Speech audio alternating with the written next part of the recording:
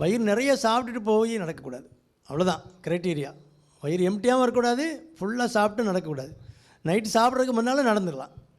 நான் முன்னாலெல்லாம் விஓசி கிரவுண்டில் நடக்கும்போது அப்படி தான், நைட்டில் ஓபி முடிச்சுட்டு 9 வரைக்கும் போய் நடந்துட்டு வந்து அதுக்கப்புறம் சாப்பிடுவேன். அது 10:30 மணி 12 மணி சாப்பாட்டுக்கு ஆயிடுது, அது தப்பு, அது ஒரு தப்பு. அதனால் ஏர்லியராக ஒரு 5 மணி 6 மணிக்கு 6 மணி 7 மணிக்கெல்லாம் நடந்துட்டு வந்து கை காலை கழுவிட்டு சாப்பிட்டுட்டு அப்படியே அடைஞ்சிக்கலாம். ஃபுல்லாக வயிற்றுக்கு சாப்பிட்டோன்னா என்னாகும், அந்த சர்க்குலேஷனில் பாதிக்கு மேலே இன்டெஸ்டைனுக்கு போயிடும், குடலுக்கு போயிடும். அங்கே உறுப்புகள்லாம் நிறைய வேலை செய்ய ஆரம்பித்ததும் சப்ளை எல்லாம் அங்கே போயிடும்.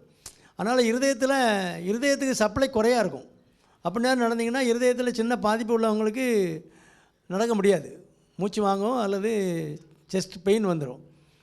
அதனால் இருதயத்துக்கு நல்ல சப்ளை கிடைக்கிற மாதிரி ஒரு சிச்சுவேஷனில் நடக்கணும்னா வயிறு முட்டை சாப்பிடக்கூடாது, குறைவாக சாப்பிட்டுட்டு நடக்கலாம். காலையில் இல்லைன்னா சாயந்தரம் நான் ஒன்றும் தப்பு கிடையாது. நான் தான் சொன்னேன்ல, அது நைட்டு சாப்பாடு ரொம்ப தள்ளியும் போடக்கூடாது, கொஞ்சம் முன்னாலே நடந்துட்டு சாப்பிட்டுடலாம்.